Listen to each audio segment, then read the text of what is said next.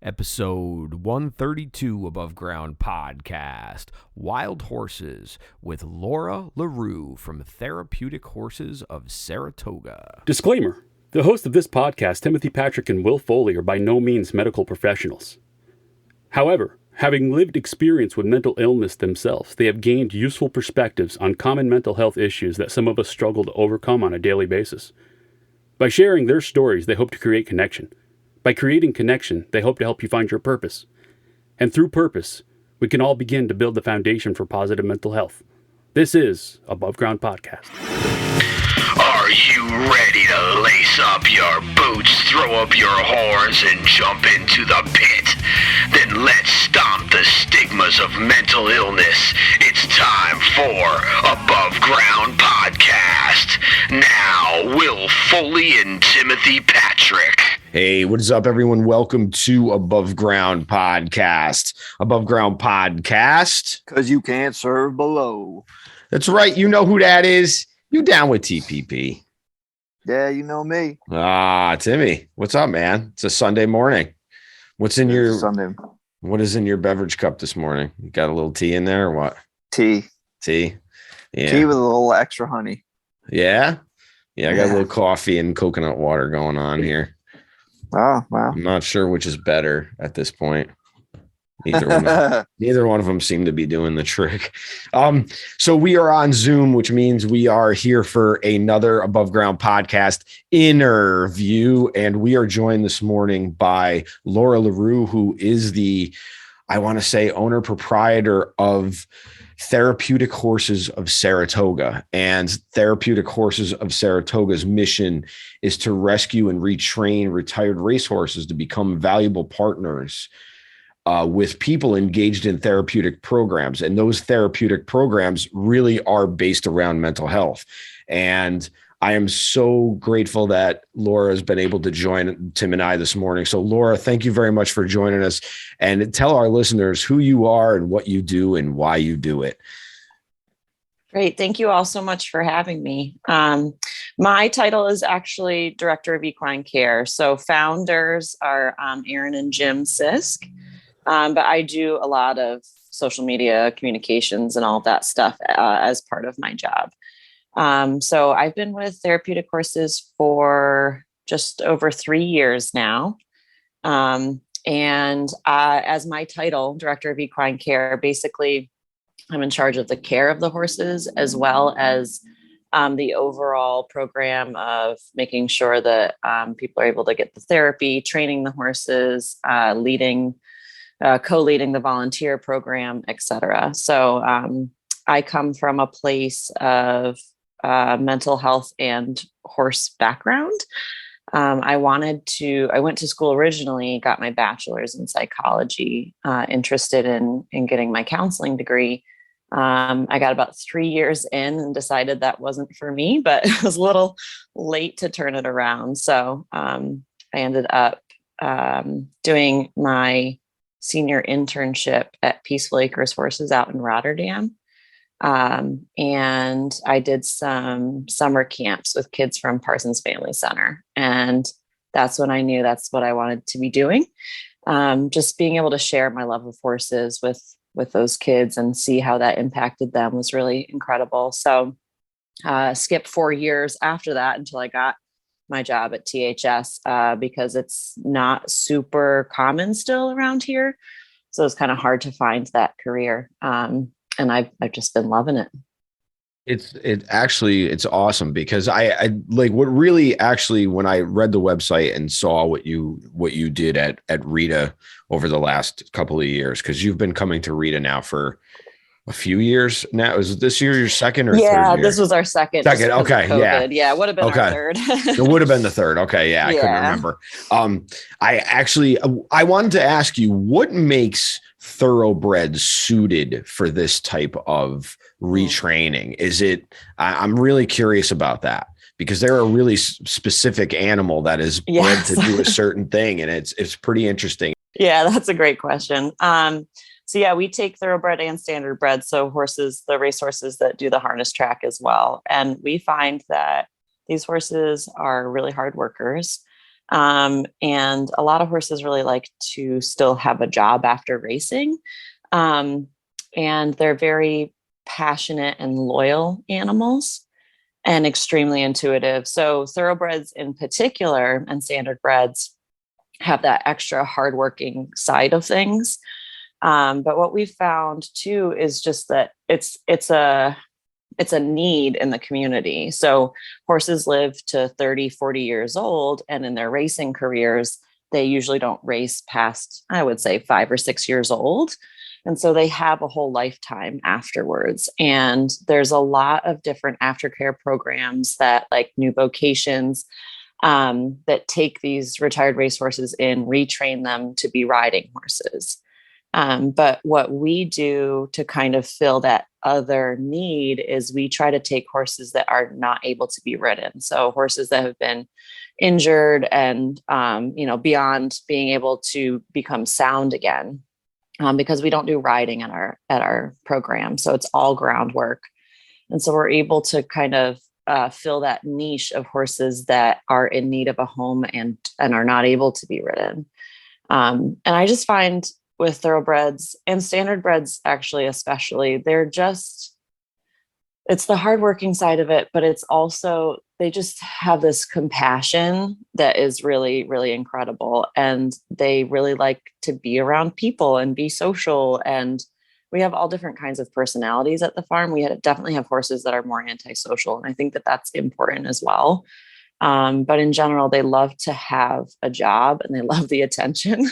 A lot of the thoroughbreds are very used to so much attention in the racing world, and they definitely still get that here with us. So I think that they really thrive on that as well. Kind of goes to show about how much that our human condition is so close related to our animal spirit condition, that they have the same emotional, now granted, they don't have the same skill level of being able to break down those things, but it's amazing that these animals can peer into your soul and know that they feel like they've seen you before.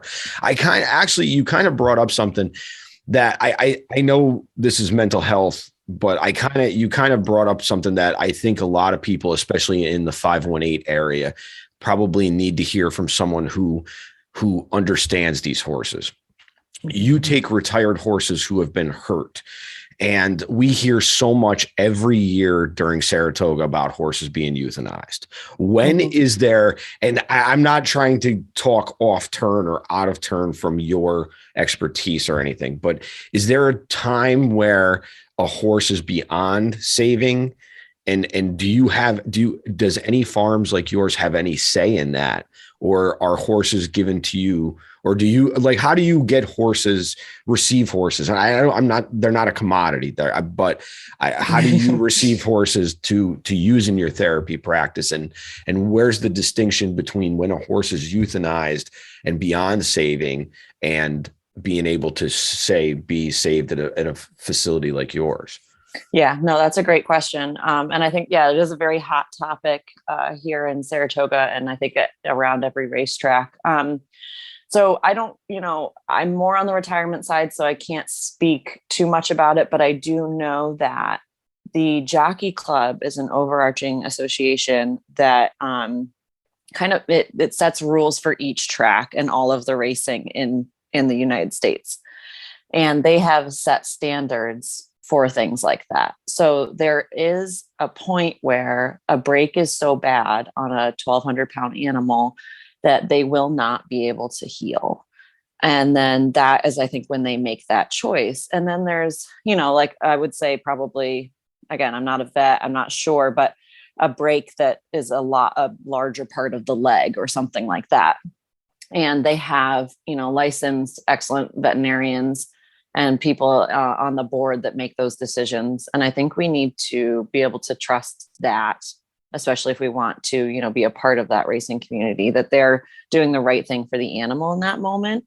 Some of the horses that we've gotten, actually, I guess maybe this is a good example of it. All of the horses that we've gotten who have come to us because of injuries, they've had an injury. It hasn't been so bad that they haven't been able to go through rehab and attempt retraining and racing again.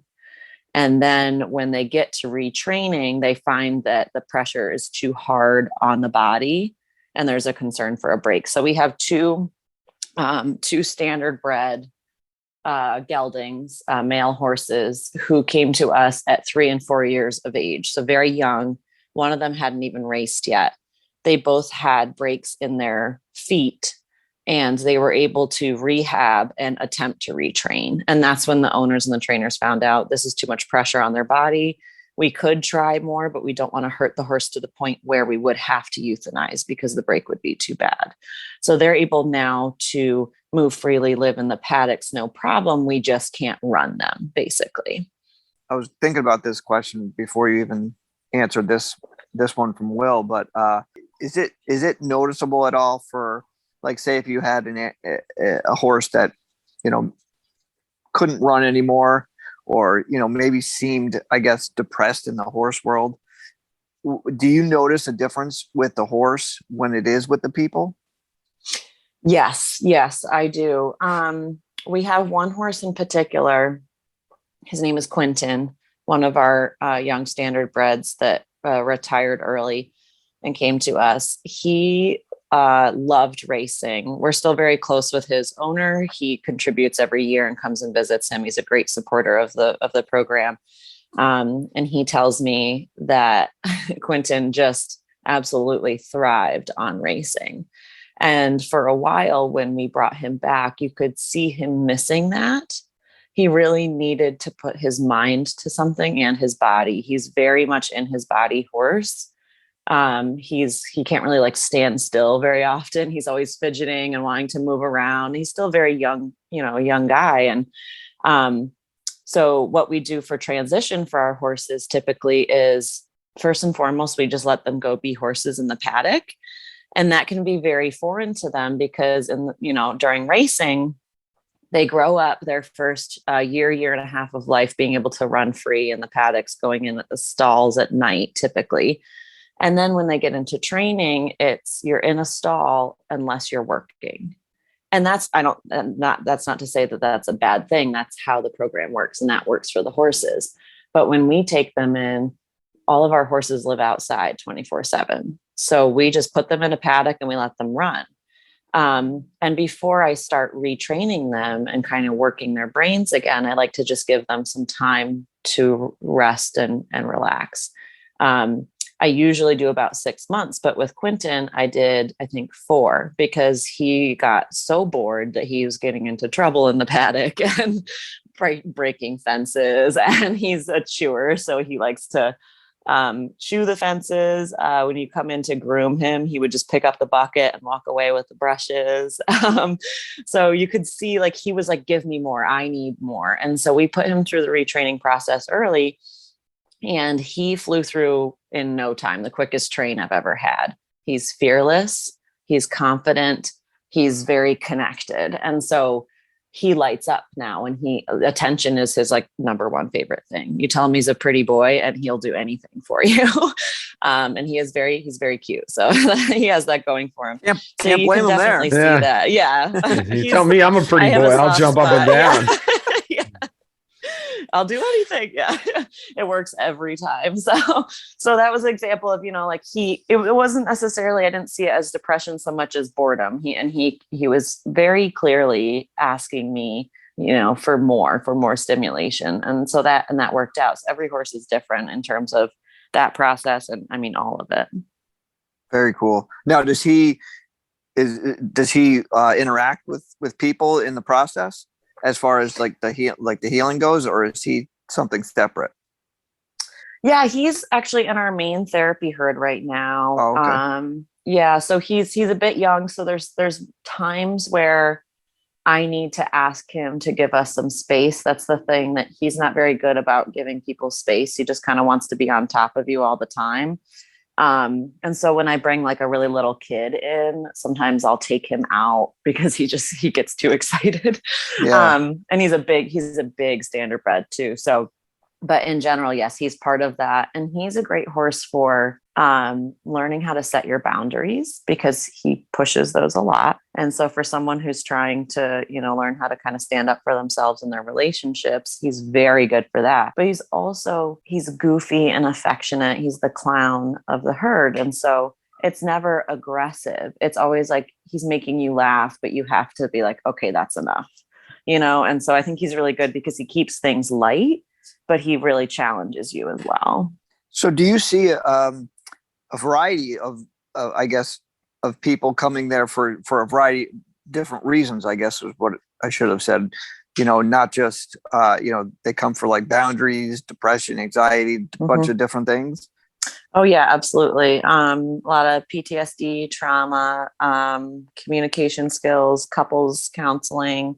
No kidding. We work with, couples counseling is my favorite. It's so fun because it's just it's so different, to have two people in there working on, similar goals together. And it's just really great for communication. We have this one exercise where we call it the brain and the body. And one person in the couple has to be silent and is the only one that can touch the horse. So we tell them they have to put a halter on the horse.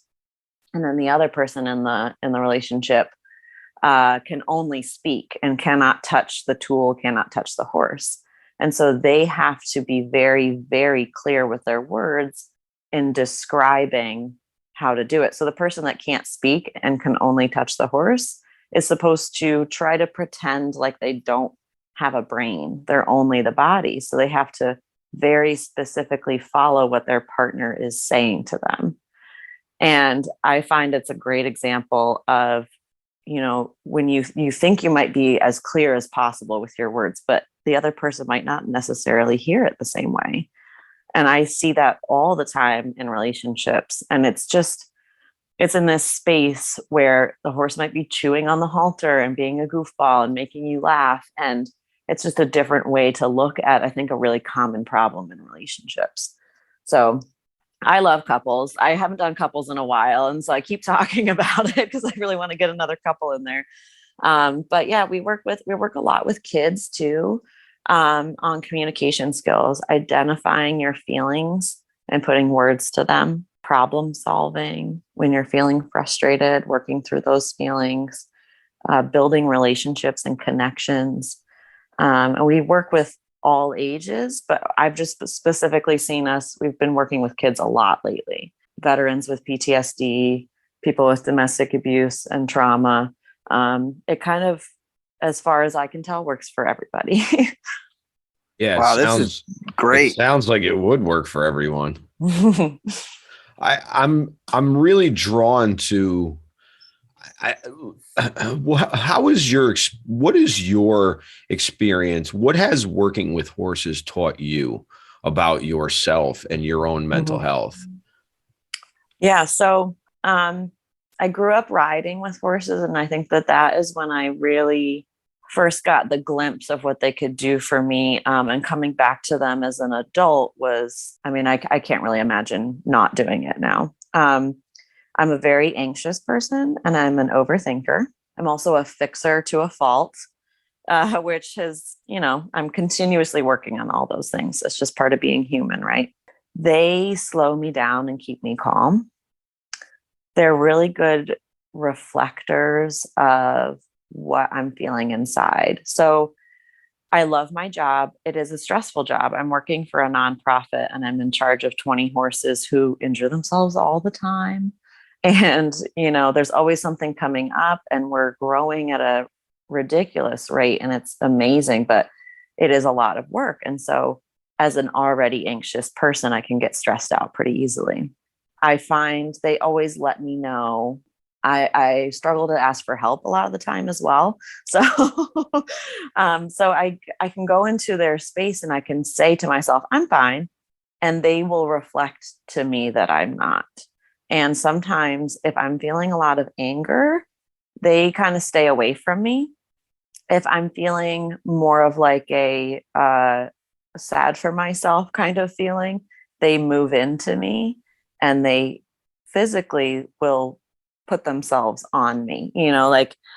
George, one of our most popular therapy horses, he will kind of put his body where you are underneath his neck, and he'll press his nose against your back, like a horse hug, as close as you could get. They just really respond to what you're feeling. So even if I think I might be feeling fine, or I'm feeling sad about something, they respond to it really quickly. If I try to rush through anything, which I try all the time and it always fails, and I keep going back to it, they push me to slow down because they won't work with me.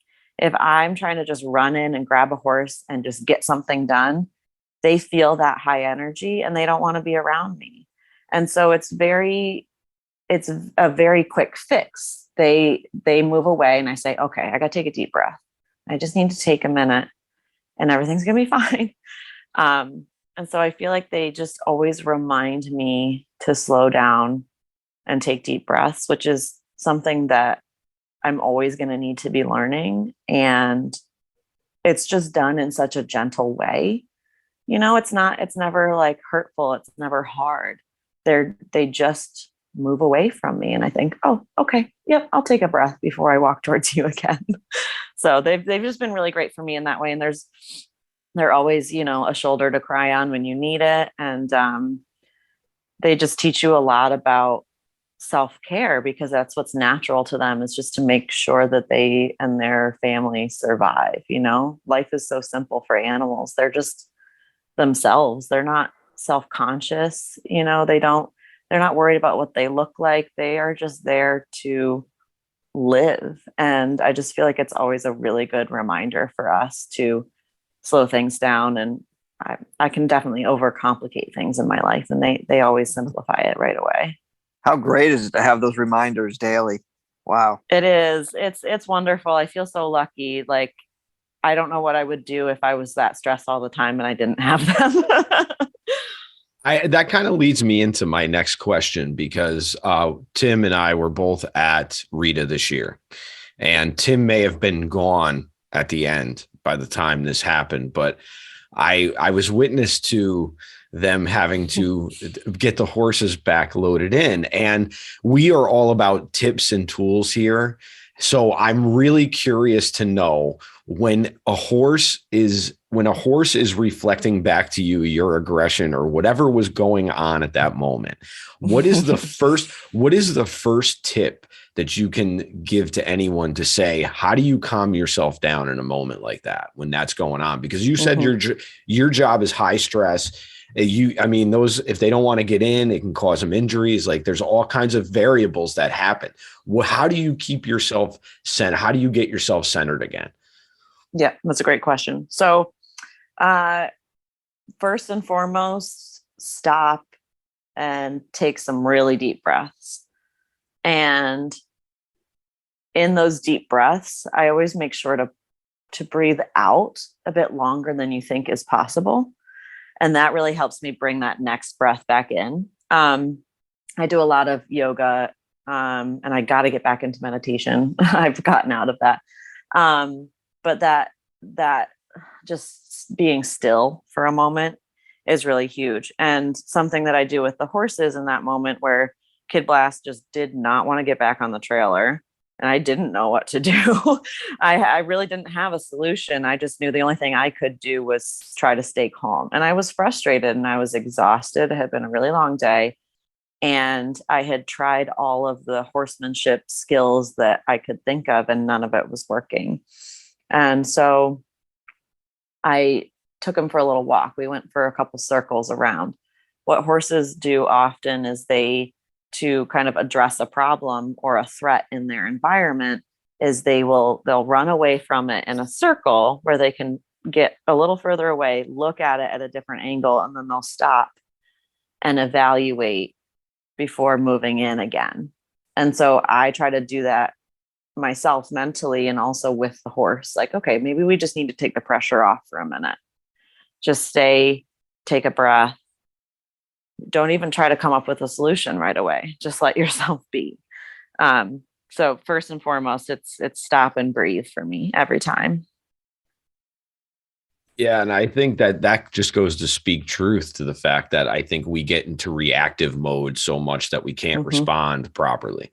And that's awesome. I like, that was so cool that you did. That was such a good tip. I like, so awesome. Like, and it was just so like, as a matter of fact, like it's one of those things that you've developed and practiced because as we know, just like you said, with getting back into meditation, I'm like, yes, there's no such thing as bad meditation, but my practice is very not very good at the time. Cause I'm very like, I can't sit down most days and I don't force myself to do it like I should because it is a practice and you have to put it into the rhythm of the day. So exactly. He's like that horse of yours that just doesn't want to sit still. Yeah, I got to run around in a circle. Yeah, I'm sorry. I problem is that I have a bad back and neck and if I sit in one spot for too long, I stiffen up.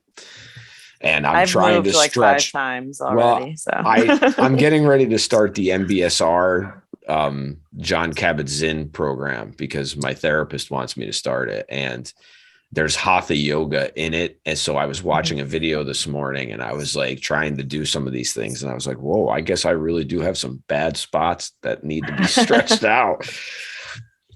Thank you so much for being here this morning. It's been awesome to talk to you and stuff. Tim, what else would you like to ask Laura before we start wrapping it up with our big lightning round? I guess maybe, how people can find her and the Therapeutic Horses. I actually have a personal question. Is there any insurance that will accept this kind of therapy? Yeah. So we work directly with ECS Psychological Services. They're a local private mental health office. They have an office right on Church Street by the Saratoga Hospital. And then their main office is right on site at the farm. So they take a variety of insurances. I don't keep quite track of it, but anybody can contact ECS to find out what insurances they take. That is something that can make it complicated, unfortunately, if they're not, taking the insurance. And that's something that we've run into quite a bit lately, is that if ECS can't take the insurance, then we can't take the client because they're the professional licensed therapists that make it all happen. We've got the horses, they've got the therapists. So we do offer recreational services that are non-therapeutic and can be done without insurance. But if you're looking for the therapy side, you would need to contact ECS Psychological Services. Okay, so there's no sliding private pay scale then? There is, but it's still dependent on, say they don't take CDPHP, they may or may not take private pay through CDPHP. So it still depends on what insurance company it is. I gotcha. Yeah. And that's the big thing about therapy, I think. And that's a barrier for so many people. That, if your insurance doesn't cover this therapist, but you want to go there, it makes you jump through. It makes the process so daunting for so many that are already under so much weight that they can't think straight, that it makes your services even more valuable to be able to get. But even people can't receive the services because, we can't, we don't have a system in place that, it's infuriating sometimes. Laura, thank you so much. Therapeutic Horses of Saratoga. We are going to put all the links in the show notes. I'll have all your links in the show notes. If there's anything that you want to send me specific for anything coming up in the upcoming months, as we're getting into winter, I know it's probably harder for the horses and stuff because of the weather conditions here in the 518 and stuff. We end the show every time with 3 questions. And I'm going to have Tim start. Do you have a favorite or a least favorite word? I can immediately think of a least favorite, and it's moist. I'm one of those people. I just can't. It makes me squirm. Like I've gotten used to it over the years, but no, I can't. I don't like that word. You're not the first. No, you're not the first. No, you're not. I think that's a common one. Yeah, there's one other that's very common that I was surprised that a few people that I wouldn't have suspected to drop that I was like, okay, I get it. I totally get it. Oh, I love it. What about a favorite word? Gosh, I don't know. I haven't thought about that one. I don't even know if I could pick just one. I am actually a words person. I like to write. And so that almost makes it harder, I think. Yeah, I get it. Yeah. As somebody who's learning how to write, yeah, or relearning how to write, I should say, probably, because I think we're all right. I think we're all writers at heart when we're kids. So the next question is, I've kind of changed this up a little bit because I've realized that our animals and animals in general take such a special place. So do you have a favorite pet, a spirit animal, or both? So the obvious answer would be horses. I love horses, but sometimes the obvious answer isn't always the obvious answer too, because that may not be your spirit animal. Well, and that's the thing too. Like, I think that they're really incredible and I love them so much. I for a long time was never really a cat person. I am now a cat mom to 2. And I think one of my favorite things about them, I'm an introvert at heart. And so they're kind of like blasé attitude. They either want to be around you or they don't want you to even look at them. I think I can relate to very well because I'm kind of an extroverted introvert. You know, I thrive and recharge on isolation and quiet time, but I love my people. And I'm also, it can be very, very social too. And both of our cats are kind of like both at once. And I just feel like they get me. Yeah, I can concur with that. My cat loves Timmy. Fernando loves Timmy. Oh, but Timmy's learned to set boundaries with. Yes, it's like with the horses. I set boundaries with Fernando. He sets boundaries with Fernando. I love it.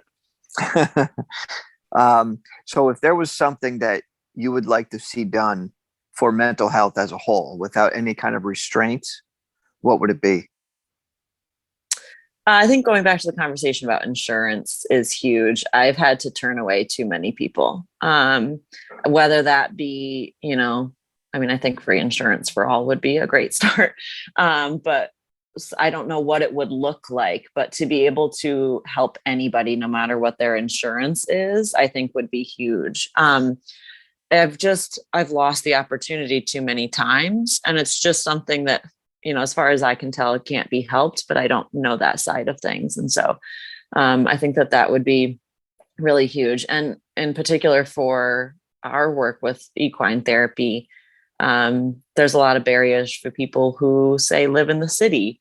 I'd love to be able to do programs, in or right around large cities where people who have maybe never even seen a horse would be able to get that same thing that we can offer, in upstate New York where it's horse country. Actually, you kind of made me think of another question, because that wouldn't have come up if you hadn't said what you just said, because we're obviously in New York and we obviously have some of the biggest racetracks on the East Coast up here in Belmont and Aqueduct and Saratoga and stuff. Is there a way for you? Is there other organizations around the state that you're locked in with or that you work with around like any of those other track areas or in like, say, even Kentucky? So that's something that we're a big goal for Therapeutic Horses of Saratoga is we want to be a pilot program to kind of teach other programs how to get started around racetrack. So yeah, that's a great question. And I think we do want to expand. Probably the next place we would go when we're ready is down in Florida. The owner and founder, Erin Sisk, and her husband have connections down there near the tracks as well. And there's a big need, around any of the tracks. There's a ton of rehab, rehome programs for racehorses all over the country. But to be able to add that element of mental health, that is a big goal for us. We don't really have those connections right now because we are still pretty young. We've only been a nonprofit for 3 years. Erin's been practicing equine therapy for 15. But so we're growing at a crazy rate right now. So I'm hoping that those things can come soon afterwards. that does make me think of too, just as a quick sidebar, something that you all might like to check out. Columbia University has done a research program on the effects of equine therapy on veterans with PTSD. And this is one of the first really big research experiment on the effects of equine therapy. So we have a ton of testimonials. People have been doing this for years, but they have actual brain scans that show the difference before and after equine therapy on veterans with severe trauma. So that's just a great thing to check out and look into. And we do have some connections with Columbia. We're hoping to continue to be able to work with them in the future and be kind of their next, one of their next experiment spots for that. Awesome. Congratulations. That's great. That would be amazing for you. That's awesome. Really cool. I think that would be, it'd be really cool if, you could get somebody that could back you up and almost make it like your own little like ranch, and you could have people that could come and stay for like a weekend, like you said, like if they live in a city or something like that. I mean, obviously it would, these are extravagant ideas, but how cool would that be to have somebody come and stay on the ranch and just wake up and like have the day with the horses? Yes. You'd have this, that is very actually cool something stuff. we're hoping to do too. Like we're starting to try things out, and we did a one week intensive program with a vet from down in the city, veteran. Sorry. And, that was the first time we've done something like intensive like that. And we're already talking about building cabins on the property. So yes, I think that would be really Good incredible. for you guys. Yeah. It's just a beautiful spot. That would be amazing. So yeah. Yeah, that's awesome. That is so good. Laura, while you've got the chance, we have a pretty big platform in the 518 via Nippertown. Shout out to Nippertown and Jim and everybody. Is there anything specific related to the area that you need to get out? Your episode will be out in probably a few weeks, so probably around Christmas time, somewhere in there. So if there's anything you need or would like to say, please. Yeah. So thank you. We did just do a fundraiser 2 weekends ago, and we're still working on gathering funds for a hay barn. Right now we have an indoor arena space where we store our hay. Our horses four horses will eat about 500 pounds of hay a week right now. And so we have 20 of them. So hay is a really important resource, and it's something that, we have to feed the horses through the winter. And right now we're storing it in a space that is also supposed to be space to provide therapy and training for the horses during the winter months. So right now it's kind of cramped in there. So we're raising funds to add an addition onto that arena where we can store the hay and then have that space for a dry, a bit warmer space for therapy during the winter. You guys know how it is in the middle of the winter in 518. So a lot of people, it's hard to go out. We're also on an open plain. So it gets down to 15 degrees and windy, and no one wants to be out there, not even the horses. So, so we're really trying to raise some money. I think we're at almost 10 grand now, thanks to that fundraiser and some amazing people in the community. So just looking to continue that. We do have a link on our website as well. Okay. So if it's possible, if you could send that link to Will or the website or whatever, and people can go to the website and we can direct them to the link. Yeah, absolutely. Everything will be included in show notes. And if there's a specific email, Laura, that you want used for anything specific, like, as far as like programming or, I'm not sure exactly, but you can send me whatever links you want me to include too, if there's specific links to you guys in-house organization wise. Okay, perfect. I'll send that over to you, Will. Thank you. Awesome. Thank you. Laura, thank you so much for taking your time out of your busy Sunday morning. And we appreciate it so much. It's been a pleasure, and I cannot wait to meet you again in person, because I didn't get a chance to meet you at Rita this year because I was too busy running around. But thank you for being there and for being in Saratoga and for doing what you do. So Timmy, you got anything else for me, buddy? No, just what you said. Thank you for doing what you do. And, to open I didn't realize, the vastness of it all.